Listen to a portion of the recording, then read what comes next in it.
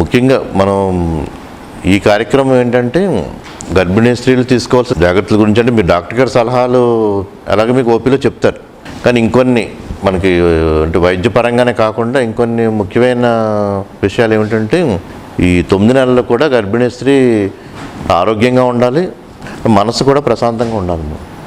అది ముఖ్యమైనది. అంటే గర్భిణీ స్త్రీ మనసు ఒత్తిడికి లోనైతే ఆ ప్రభావం అంతా కూడా బిడ్డ మీద పడుతుంది. ఇప్పుడు ఒత్తిడికి లోనై బీపీ పెరిగిందనుకోండి, ఆ బీపీ ప్రభావం అంతా బిడ్డ మీద పడుతుంది. బిడ్డ మీద కూడా అన్ని ఒత్తిడి పెరిగిపోతాయి అన్నమాట, ఎదుగుదలలో అంతా. అంతకుముందు బీపీ లేకపోయినా గర్భిణీ స్త్రీకి కొత్తగా బీపీ రావచ్చు, చిన్న వయసు అయినా. అలాగే అంతకుముందు షుగర్ లేకపోయినా గర్భిణీ స్త్రీకి షుగర్ రావచ్చు. ఆ షుగర్ వచ్చింది అంటే మనకి ఆ ప్రభావం అంతా బిడ్డ మీద పడుతుంది. అంటే ముఖ్యంగా ఏంటంటే మానసిక ఒత్తిడి ప్రభావం అంతా పడుతుంది బిడ్డ మీద. అందుకని 9 నెలల్లో కూడా మనం బిడ్డ మీద దృష్టి పెట్టుకుని మనసు ప్రశాంతంగా ఉంచుకోవాలి. ఇప్పుడు మనసు ప్రశాంతంగా ఉండాలంటే మనం ప్రశాంతంగా ఉందాం అనుకున్నా కానీ అన్నీ కుదరవు కదా. ఇప్పుడు ఇంట్లో సమస్యలు ఉంటాయి, ఆలోచనలు ఉంటాయి. కానీ మనం ఏంటంటే బిడ్డ ఆరోగ్యం ముఖ్యం కాబట్టి పరిస్థితులు ఎలా ఉన్నా కానీ మన మనసు ప్రశాంతంగా ఉండేలాగా మనం చూసుకోవాలన్నమాట. ప్రశాంతంగా ఉండాలని, ఆనందంగా ఉండాలని అందరికీ ఉంటుంది, కానీ పరిస్థితులు అలా ఉండవు కదా. లేనప్పుడు ఏంటంటే కనీసం మనం ఒక చోట కూర్చుని మనసుని మనం ప్రశాంతంగా చేసుకోగలం, మనసుని ఆనందంగా ఉంచుకోగలం అనేది మనకు తెలియాలి. కొన్ని పరిస్థితులు కొన్ని ఇబ్బందికరమైన ఉన్నా కానీ ఎక్కడో చోట గంట కూర్చుని కొంచెం మనసును ముందు మనం ప్రశాంతంగా చేసుకోవటం అలవాటు చేసుకోవాలి కదా. అది అలవాటు చేసుకోవటానికి ఆహారంలో కూడా ఏంటంటే మనకు తెలిసినప్పటి నుంచి ఇంకా మొదటి నెల 2వ నెల మనకి ఎప్పుడైతే తెలిసిందో అప్పటి నుంచి కూడా ఆహార నియమాలు పాటించాలి. బయట ఆహారం తీసుకోకూడదు. బయట ఇంట్లో చేసిన ఆహారం తప్పితే బయట హోటల్లో అంత నూనె అంతా వాడి వేపుళ్ళు అన్నీ ఆరోగ్యానికి మంచిది కాదన్నమాట. అంటే ఇంట్లో చేసుకున్న ఆహారం వాడాలి. అలాగే ఎంత వీలైతే అంత పురుగుల మందుతో కదా, బయట ఆహారాలన్నీ పురుగుల మందులతో ఉంటున్నాయి. పురుగుల మందుకి ఏంటంటే పురుగు వెంటనే చనిపోతుంది, మనిషి మెల్లమెల్లగా చేస్తాడు అంతే. పురుగుల మందుకి పురుగు వెంటనే చచ్చిపోతుంది, బాగా పనిచేస్తుంది అనుకుంటాం. మనిషి ఏంటంటే మెల్లమెల్లగా చేస్తాడు అంతే తేడా. కానీ మరి బిడ్డ ఎదుగుదల చాలా ముఖ్యమైనది కాబట్టి మన 9 నెలలైనా ఆహార విషయంలో అంటే మన సొంతంగా పండించుకుని ఇప్పుడు ఇంట్లోనే ఇప్పుడు ఆకుకూరలన్నీ పెంచుకోవచ్చు కదా, కుండీల్లో పెంచుకోవచ్చు. ఎంత కుదిరితే అంత మనం ఇలా ఆర్గానిక్ సంబంధించి తీసుకోవాలి. అది తెలిసినప్పటి నుంచి కూడా కొన్ని ఏంటంటే మనకు పూర్వం నుంచి పెద్దలు చెప్పినవి ఏంటంటే, పూర్వం నుంచి కూడా పెద్దలు మొదటి నెల మనకు తెలియగానే కొంచెం పాలు అనేది ఉండాలి రోజు. 2వ నెల నెయ్యి చాలా ముఖ్యమైనది అన్నమాట. పూర్వం పెద్దలు చెప్పింది నెయ్యి ముఖ్యమైనది. ఎందుకంటే మెదడు ఎదుగుదలకి అంతా నెయ్యి కొవ్వు ఉంటుంది కదా, అది చాలా అవసరం అన్నమాట. బిడ్డ మెదడు ఎదుగుదలకి నెయ్యి ముఖ్యమైనది అన్నమాట. అందుకని ప్రతిరోజు కొంత నెయ్యి వేసుకుంటూ ఉండాలి. 3వ నెల అలా వచ్చేటప్పటికి ఇలా పాలు నెయ్యితో బెల్లం కూడా అన్నమాట. బెల్లంలో ఐరన్ ఉంటుంది. అంటే పంచదార కన్నా మనం బెల్లం తీసుకుంటూ ఉండాలి అన్నమాట. తీపి కలుపుదాం అనుకున్నప్పుడు బెల్లం మంచిది. అలాగే తేనె కూడా, అడవిలో తేనె ఉంటుంది కదా, స్వచ్ఛమైన తేనె ఉంటుంది కదా, బయట కల్తీది కాకుండా, ఆ తేనె కూడా మంచిది అన్నమాట. ఇలా పాలు ఎలాగో మనం రోజు తీసుకునేవి, మనం పాలు అన్నం తేనె చేసుకున్నా కానీ ఈ నెయ్యి మాత్రం 2వ నెల నుంచి ఉండాలి. మెదడు ఎదుగుదలకి బాగుంటుంది. తేనె ఉంటే అవన్నీ ఎదుగుదలకి బాగుంటాయి.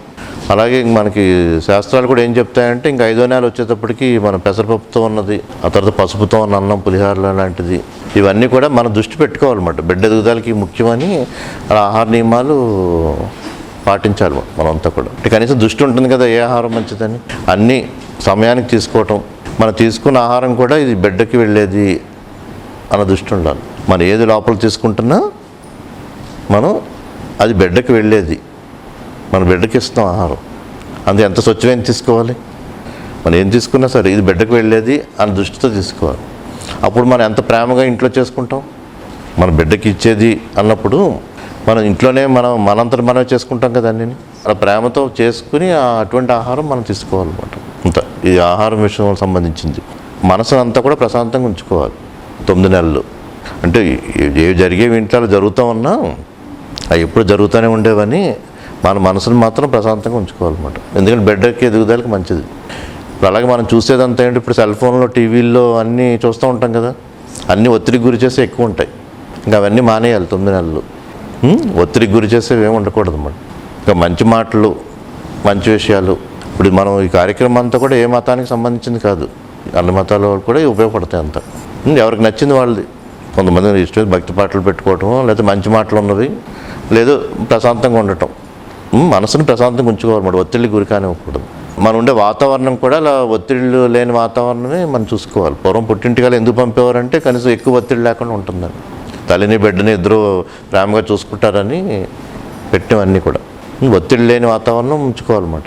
అయినా తప్ప కొన్ని ఏంటంటే కొన్ని జరుగుతూ ఉంటాయి, జరిగి మనకి కొంచెం ఆందోళన కలిగించేవి, టెన్షన్ కలిగించే ఉన్నా కానీ అలా విషయాలు అలా జరుగుతున్నా మన మనసుని మాత్రం మనం ప్రశాంతంగా ఉంచుకోవాలన్నమాట. ఈరోజు ఏంటంటే చేసే కార్యక్రమం కూడా మన మనసుని ప్రశాంతంగా ఎలా ఉంచుకోవటం అన్నదాని గురించి. మనసు ప్రశాంతంగా ఉండటం మంచిదే కదా, మరి ఎలా ప్రశాంతంగా ఉంచుకోవటం అంటే మన మనసుని మనం నియంత్రించుకోవడం తెలియాలన్నమాట. ముందు అసలు మన మనసు గురించి తెలియాలి. మన మనసు గురించి ఎంత తెలిస్తే మనం దాన్ని నియంత్రించుకొని అంత ప్రశాంతంగా ఉండొచ్చు అన్నమాట. ఈ శరీరం అనేది ఏంటంటే ఒక రథం లాంటిది. శరీరం అనేది ఒక రథం లాంటిది అన్నమాట. 5 ఇంద్రియాలు ఉంటాయి కదా, 5 ఇంద్రియాలు 5 గుర్రాలు లాంటివి. శరీరం ఒక రథం అనుకుంటే 5 ఇంద్రియాలు 5 గుర్రాలు లాంటివి. దానికి కళ్ళాలు ఉంటాయి కదా, ఆ కళ్ళమే మనస్సు. దానికి కళ్ళెం మనస్సు.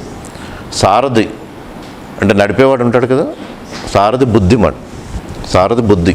ఇప్పుడు మనసు కళ్ళెం కదా, 5 గుర్రాలతో రథం వెళ్తుంది ముందుకి, ఈ శరీరం ముందుకు వెళ్తుంది. ఇప్పుడు 5 గుర్రాలు 5 వైపులు వెళ్తున్నాయి అనుకోండి, రథం ఎటు వెళ్తుంది? 5 గుర్రాలు 5 వైపులకి వెళ్తాయి అనుకోండి. అంటే కళ్ళు ఒకవైపుకి, వినేది ఒకవైపుకి, దృష్టి ఇంకో వైపుకి. 5 గుర్రాలు 5 వైపులు వెళ్తూ ఉంటే రథం ఎటు వెళ్తుందో కూడా తెలియదు కదా. అలాగే మనం మనసు అనే కళ్ళెం ఏంటంటే మనం నియంత్రించుకునే శక్తి ఉండాలన్నమాట. కళ్ళానంటే మనసు ఆ నియంత్రించుకునే శక్తి ఉండాలి. నియంత్రించుకుంటే దానికి బుద్ధి ఉండాలి కదా, అదే సారథి అంటే. బుద్ధితో ఆ కళ్ళాలను నియంత్రించుకుని మన 5 ఇంద్రియాలను కూడా మనం వశపరుచుకుంటే మనం ఏది చూడాలి, ఏది వినాలి, ఇవన్నీ మనం నిర్దేశించుకోవాలి. ఏది చూడాలి, ఏది వినాలి, ఏం చేయాలి అనేదాన్ని కూడా మనం నిర్దేశించుకుంటే శక్తి అంతా ఒక చోటే ఉంటుంది. లేదా అన్ని వైపులకి మన శక్తి వెళ్ళిపోతూ ఉంటుంది. ఇప్పుడు ఒక చెరువు ఉంటుంది, చెరువుకి అన్ని వైపులా గళ్ళు కొట్టామనుకోండి, అన్ని వైపులా గళ్ళు కొడితే నీరు అన్ని వైపులా వెళ్ళిపోయి వృధా అయిపోతుంది కదా.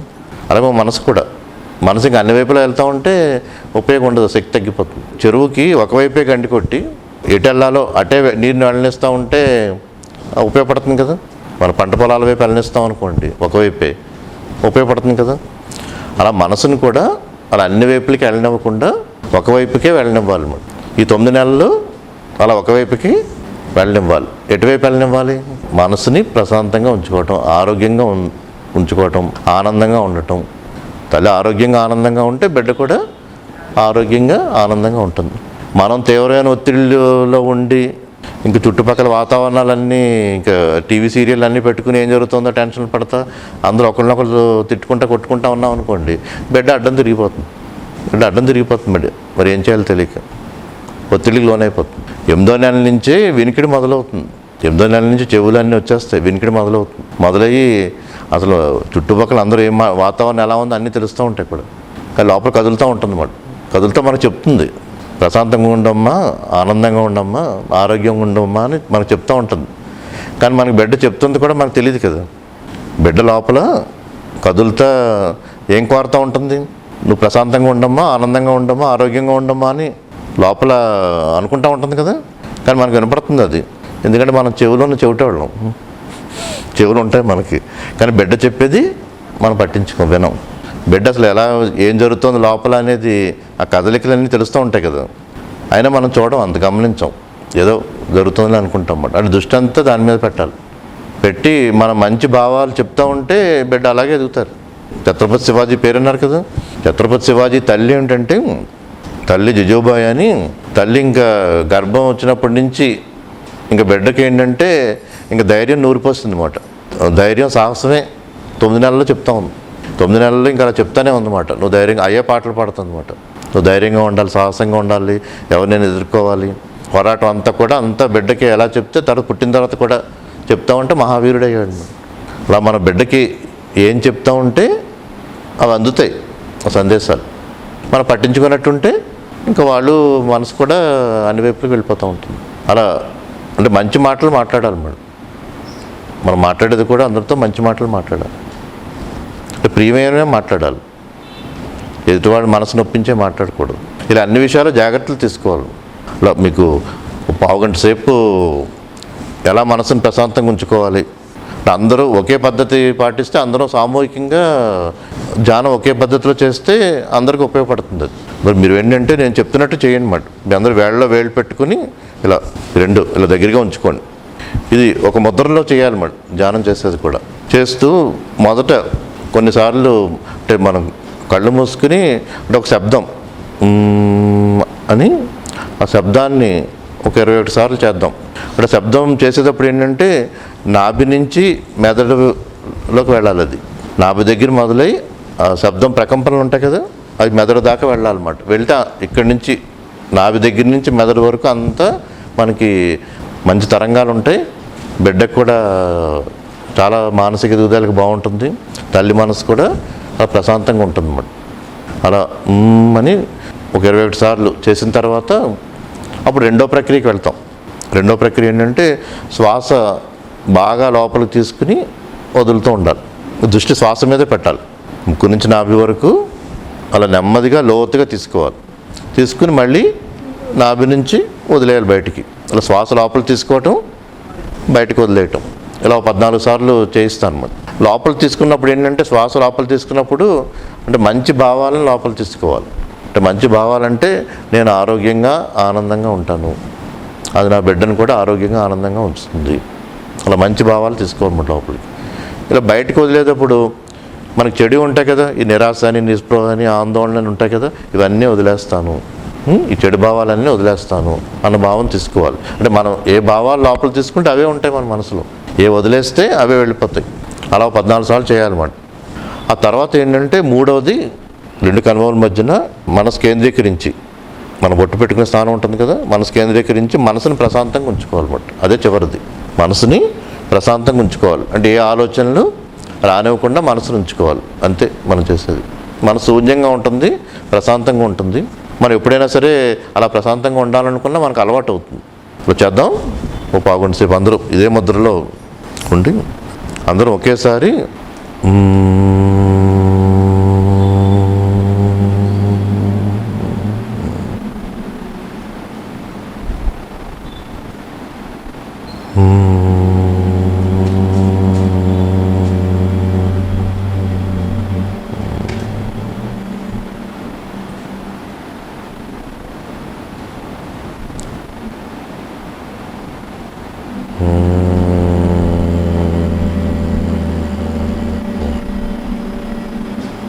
అందరూ చాలా చక్కగా చేస్తున్నారు.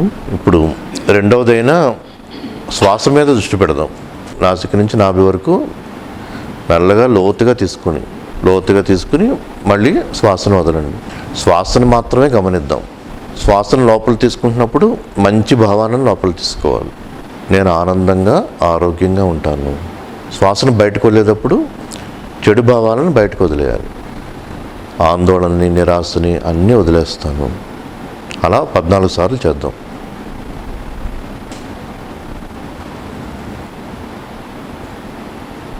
దీర్ఘంగా నెమ్మదిగా లోతుగా తీసుకోండి. ఆ శ్వాసను లోపలికి తీసుకుంటూ బయటకు వదులుతూ మంచి భావాలను లోపలికి తీసుకుందాం. శ్వాస మీద ధ్యాసే ధ్యానము అంటే. శ్వాసను మాత్రమే గమనిద్దాం. దీర్ఘంగా లోతుగా శ్వాసను తీసుకుని బయటకు వదులుదాం. శ్వాసతో ప్రయాణం చేద్దాం.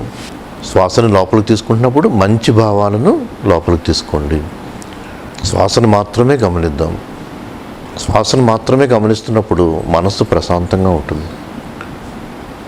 ఇప్పుడు అందరూ కూడా మీ 2 కనుబొమ్మల మధ్యన మనసు కేంద్రీకరించి మనసుని శూన్యం చేసుకోండి.